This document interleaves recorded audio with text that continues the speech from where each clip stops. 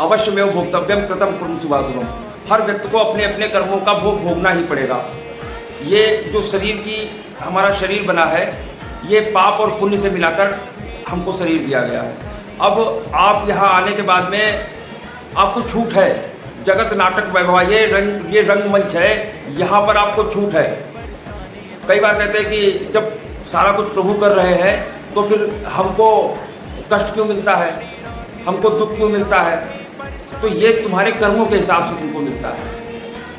अब आप यहाँ आ गए हो, आपका पूरा चिट्ठा बन के तैयार है। जब से आप पैदा हुए हैं आपके मरने तक सब कुछ तैयार कर दिया गया है। कब आपका पैर टूटेगा, कब आपका विवाह होगा, कब आपके बच्चे होंगे, कब आपको सुख मिलेगा, कब दुख मिलेगा, सारी चीज़ें फिक्स है। कब जो है ये शरीर का रोग आएगा या जो भी है, सारा कुछ लिख दिया गया है।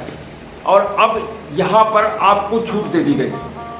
आपको अच्छा करना है कि खराब करना है। ये जगत जो है, संसार जो है, रंगमंच है।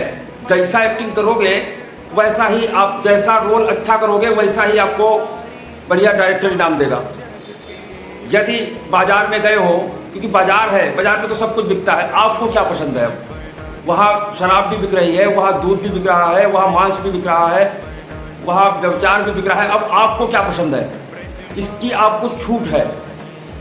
अब आपको पियोगे शराब, खाओगे मांस, करोगे व्यभिचार, तो आप क्या उम्मीद करते हैं कि परमात्मा आपको अच्छा फल देंगे? नहीं, आपके कर्म ही आपको गिरा देंगे। परमात्मा कभी किसी को कष्ट नहीं देते। भगवान तो दया के सागर है। भगवान चाहकर भी किसी को कभी किसी तरीके का कोई कष्ट नहीं देते। ये हमारे पूर्व जन्मों के कर्मों के हिसाब से विधान बना हुआ है। अब देखो, जितने ही हमने पूर्व जन्मों में शुभ या अशुभ कर्म किए, उसका पूरा गोदाम इकट्ठा है। और वहाँ से प्रारब्ध कर्म, जो प्रारब्ध भोग जिसको कहते हैं, आपके शुभ और अशुभ कर्मों का भंडार है, जिसको संचित कर्म कहते हैं। वहाँ से एक क्रम बना हुआ है, पाप और पुण्य। उसका फल होता है पाप और पुण्य। पाप और पुण्य थोड़ा थोड़ा लिया और मनुष्य की संरचना कर दी, मानव बन गया। अब यहाँ आने के बाद में आपके ऊपर निर्भर करता है कि आपको जो नए कर्म करने हैं, इसको क्रियमाण कहते हैं, शुभ करने हैं कि अशुभ करने हैं।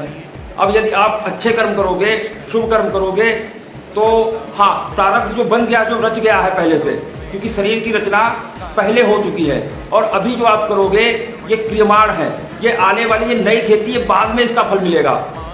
अभी कई बार देखा गया है कि बहुत अच्छा कार्य कर रहे हैं, बहुत सत्मार्ग में चल रहे हैं, भजन पूजन कर रहे हैं, अध्यात्म में चल रहे हैं, लेकिन फिर भी कष्ट आ रहा है। तो वो पूर्व जन्मों के आपके प्रारब्ध का कर्म है, भोग कर्म है। वो तो आएगा ही आएगा, वो आपको सहना ही पड़ेगा। लेकिन अभी जो नई खेती आप कर रहे हो, इससे आने वाले समय में आपको उसका तब लाभ मिलेगा। पहले तो खेती आप करो, आप शुभ कर्म करो, तब जाके आगे आपको उसका लाभ मिलेगा। अभी तो आपकी पुरानी खेती जो है, उसके हिसाब से प्रारब्ध कर्म की रचना कर दी गई है, प्रारब्ध कर्म आपके बना दिए गए हैं, उसके हिसाब से आपको भोगना ही पड़ेगा। और जब हम परमात्मा तत्व में लीन हो जाते हैं या परमात्मा के मार्ग पर चलने का प्रयास करते हैं, चलते हैं, तो ये जो प्रारब्ध कर्म आते हैं, कोई भी कष्ट आता है, शारीरिक कष्ट आता है, दुख आता है, तो हम आसानी से उसको झेलते हैं। क्यों? क्योंकि हम परमार्थ मार्ग पर चल रहे हैं। हमको दुख आएगा, कष्ट आएगा, शारीरिक दुख होगा, पीड़ा होगी, लेकिन वो हमको विचलित नहीं कर पाएगी। क्यों? क्योंकि हम परमार्थ के मार्ग पे हैं। और जितना जैसे भी हो, परमार्थ मार्ग पे चलते रहो, शुभ ही शुभ है। परमात्मा कभी किसी को कष्ट नहीं देते। भगवान जो है दयानिधि है। कष्ट हमको, हमारे कर्म ही हमको कष्ट देते हैं। भगवान ने कभी किसी को नहीं फंसाया, हमारे कर्मों ने हमको फंसाया है। तो अध्यात्म मार्ग पर चले और नाम जप करें। जितना ही नाम जप करते जाएंगे, उतनी ही जल्दी आपका मन निर्मल हो जाएगा। भगवान ने कहा है कि निर्मल जन मन सो मोहि पावा, मोहि कपट छल छिद्र न भावा। तो जब तक आपका मन निर्मल नहीं होगा, तब तक आप परमात्मा तत्व को नहीं जान पाएंगे। निर्मल मन ही भगवान को पसंद है। राधे राधे दोस्तों, जय हिंद।